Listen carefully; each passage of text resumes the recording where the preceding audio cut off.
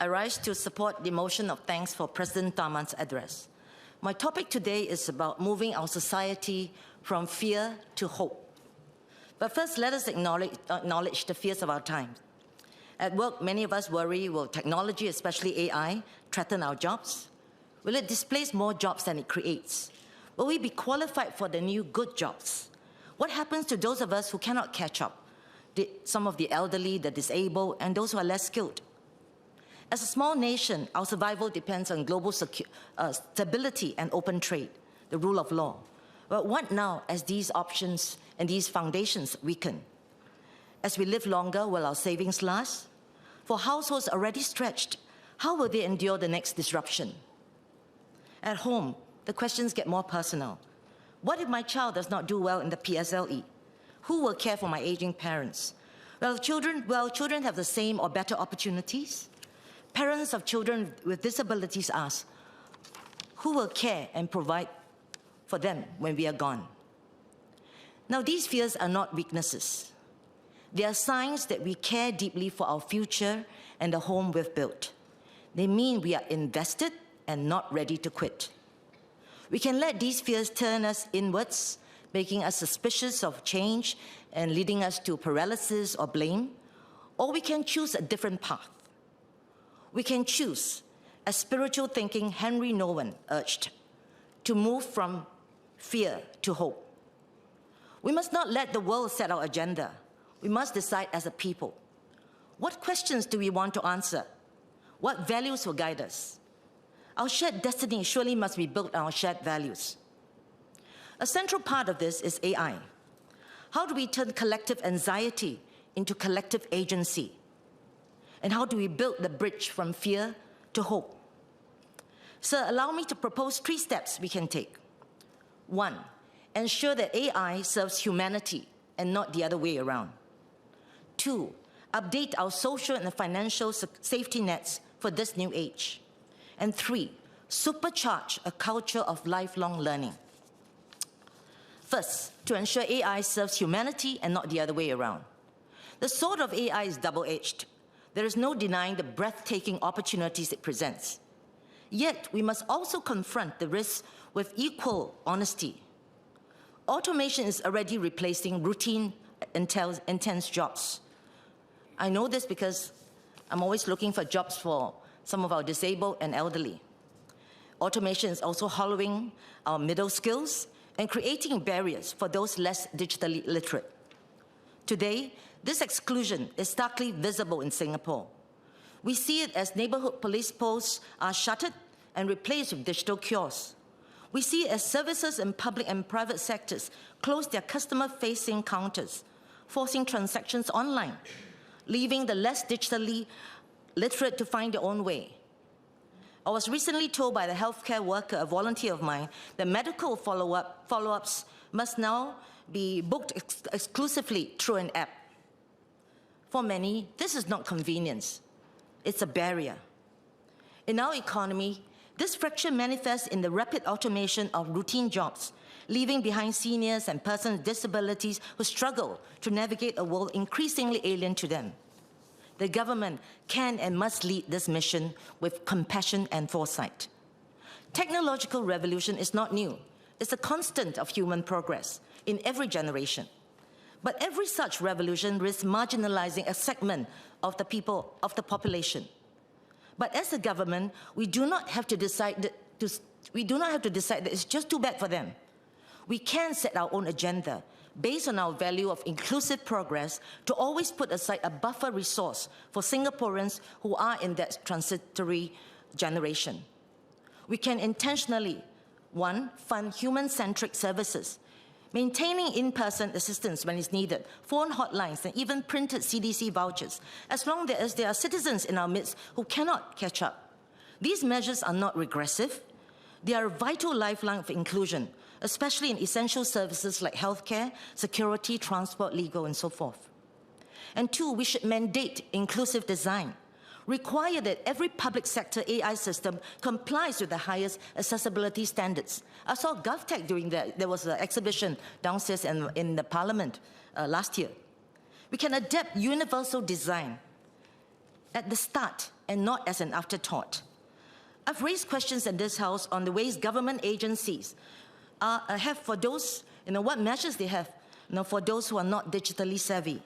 The responses have been inconsistent, practices worse. And recently I found out that autonomous shuttles are designed without wheelchair users in mind. So we can do better and mandate inclusive design. But closing this gap is not the duty of government alone. To businesses, I say, adopt inclusive design, universal design at the start. Proactively ensure your services are also accessible. Create solutions that blend technology with a human touch. For example, banks that still provide personal counter services for seniors should not be rare exceptions. They should be commended. They should be this industry standard until there's no need for it. And here's a challenge. Can some businesses deliberately choose not to automate every routine job, but instead preserve some roles for older workers and persons with disabilities? These are not just jobs so that they can continue. These are ways by which they can continue to contribute meaningfully, earn a livelihood, and even engage socially outside their homes. L'Oreal, a renowned cosmetic powerhouse company, once operated a special packaging and assembly facility in Taiwan dedicated to employing persons with disability. Their primary mission was social, not purely commercial industrial, is to provide meaningful, stable, supportive employment for persons with various physical and developmental disabilities. It was a counter-intuitive move for business, I know. But L'Oreal set its own agenda and did it their own way. That program was later successfully merged into a larger facility to expand its impact and also promote greater inclusivity. And to the community, I say this, volunteer your expertise, advocate for accessibility. People like Peter Ng, Mr. Peter Ng, an IT specialist in Greater I Kim Sing, for instance, have for years coached seniors like his mother and her neighbors on using smartphones and the common apps that they should know. That sustainable, community-driven help is the model that we should command and we need. Therefore, the question isn't if AI will advance, but what kind of society we will become. So we must intentionally choose inclusive progress. Let us ensure that AI is a lifeline for all and a landmine for none. A lifeline for all and a landmine for none. Second, on updating our safety net for this new age. Now, Singapore has built one of the most admired social safety nets in the world, anchored on CPF, MediSave, housing subsidies, transfers, skills future, progressive social transfers. Though these have served us well in an economy where jobs were relatively stable, careers linear, and disruption more gradual. But technologies like artificial intelligence changes that equation. AI has not only automated tasks, it will reconfigure entire industries. The churn will be faster. This is an economy and age where work is fragmented, transitions frequent, and inequality risks are sharper. A safety net in this new age must be more than a cushion. It must be portable, following workers across jobs and platforms, preventive, addressing health and skills before crises strike, and adaptive, responding as automatically as possible to economic shocks. The task before us is not to abandon the pillars of CPF, MediSave, Skills Future, and all the good things, but to adapt them for an economy such as this. Two suggestions on how we can start. One, on expanding protection. Let us protect those who are most vulnerable to economic shifts, our freelancers, our gig economy workers, and those in non-traditional employment. Their contribution to the new economy must be matched with a commitment to their security. For the larger population, accelerate the move towards portable benefits like healthcare and insurance that are tied to the individual and not the employer, providing a foundation of security in a world of fluid work. And second, enhance retirement adequacy. The CPF life system, which I think is brilliant, provides a secure retirement for members with substantial savings. However, a segment of the population, particularly those with irregular employment histories, remains financially vulnerable in their old age. We should develop targeted measures to augment the CPF savings of individuals who are not on track to meet their retirement needs, not just those who qualify for silver support. We should conduct a comprehensive review of the silver support scheme too, to ensure its parameters align with the original objective of providing a safety net. This review must account for contemporary economic pressures such as inflation and longer life expectancy to guarantee that the payouts remain sufficient.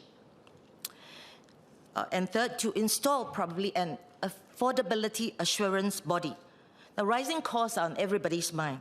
Think of this affordability assurance body as a MAS for essentials, monitoring daily costs of food, utilities, healthcare, transport, and triggering automatic action when thresholds are crossed. Move from reacting after the fact to at least guaranteeing or ensuring affordability upfront. So by innovating more boldly, Singaporeans can be more assured that no matter the disruption, the basics of life will remain within reach. And lastly, on supercharging our culture of lifelong learning. SkillsFuture was a visionary beginning, but now in its 10th year, we must propel it beyond a government program into a lifelong habit embraced by every Singaporean.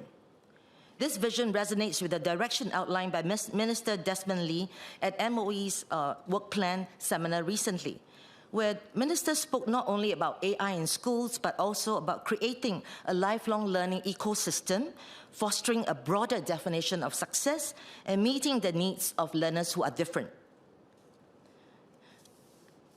Visionary Chinese education thinker, Professor Zhou Yongxing, argues that the school of the future will in fact evolve from what it is, the traditional classroom, into a network of open, flexible, student-centered learning centers, breaking down the barriers of time, space, age, and institutional structures.